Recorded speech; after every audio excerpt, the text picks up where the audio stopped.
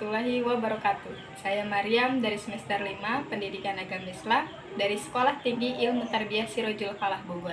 Di sini saya akan menjelaskan sedikit tentang pendekatan dan model pembelajaran dalam pendidikan agama Islam dalam mata kuliah Rencana Pembelajaran PAI. Ada dua materi yang akan saya jelaskan pada saat ini, yaitu pendekatan dan model.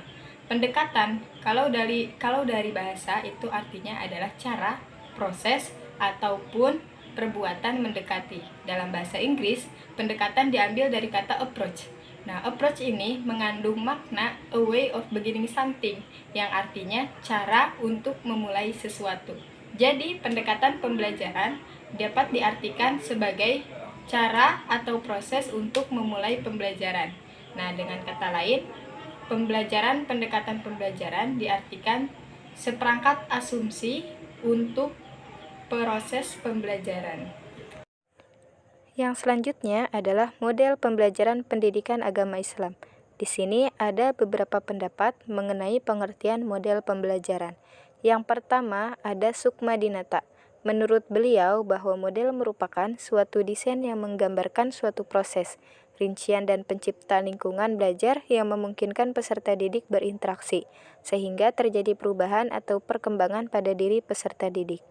Yang selanjutnya ada menurut Joyce and Weil. Menurut mereka, bahwa model pembelajaran adalah suatu rencana atau pola yang dapat digunakan untuk membentuk kurikulum atau rencana pembelajaran jangka panjang, merancang bahan-bahan pelajaran, dan membimbing pembelajaran di kelas atau yang lain.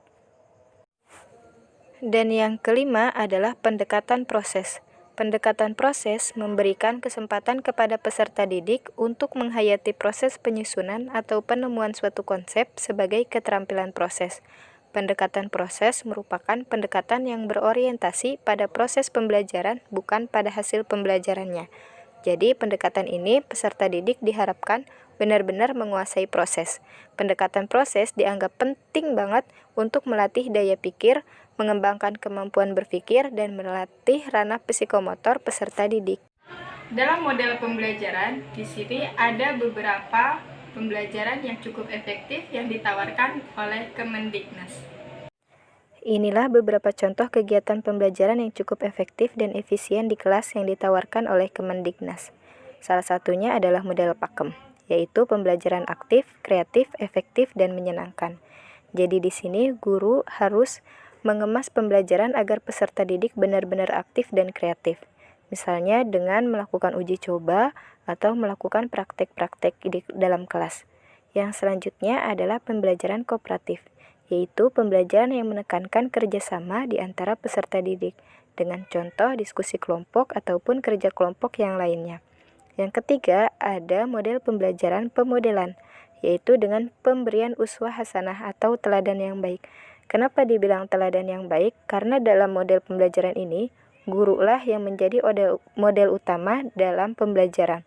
Karena guru harus menjadi model dalam berkarakter di hadapan para siswa dalam berbagai hal, terutama karakter-karakter yang ditargetkan seperti kereligiusan, kejujuran, kecerdasan, dan ketangguhan, serta kepedulian dan kedemokratisan, sehingga semua yang dilakukan oleh guru dapat dicontoh dengan baik oleh peserta didik.